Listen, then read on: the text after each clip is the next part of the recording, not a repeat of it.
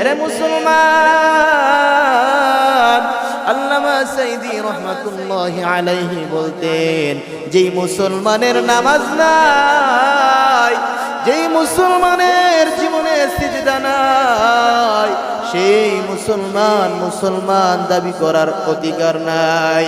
আল্লামা সাইদি রহমাতুল্লাহি আলাইহির জীবদ্দশায় যে তিনটা কথা বলতেন, এক নাম্বার বলতেন, মুসলমান জীবনে যতই কষ্ট আসুক না কেন নামাজ কখনো ছাড়বেন না, কারণ নামাজই হলো মুসলমানের মেরুদণ্ড।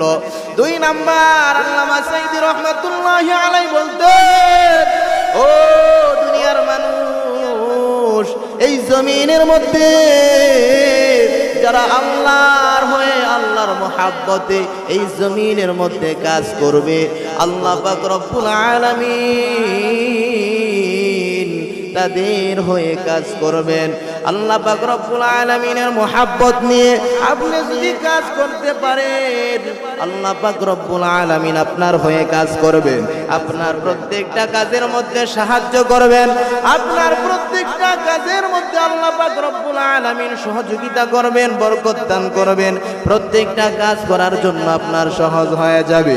এই জন্য দুই নাম্বার বলতেন, এই জমিনের মধ্যে যা কিছু করবেন সব কিছু যদি আল্লাহর মুহাব্বতে করতে পারেন, আল্লাহর হয়ে কাজ করেন, আল্লাহ পাক রব্বুল আলামিন আপনার হয়ে কাজ করবেন।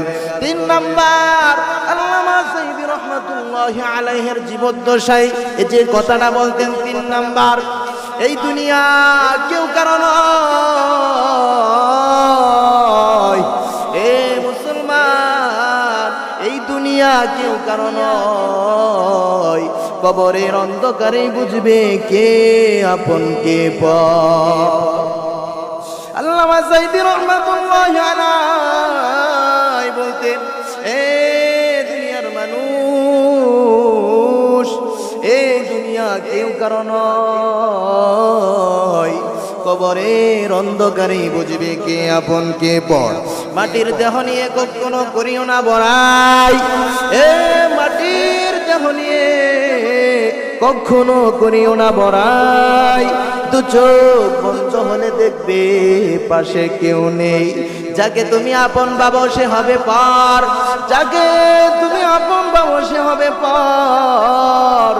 আপন হবে নামাজ রোজা অন্ধকার কবর, আপন হবে নামাজ রোজা অন্ধকার কবর।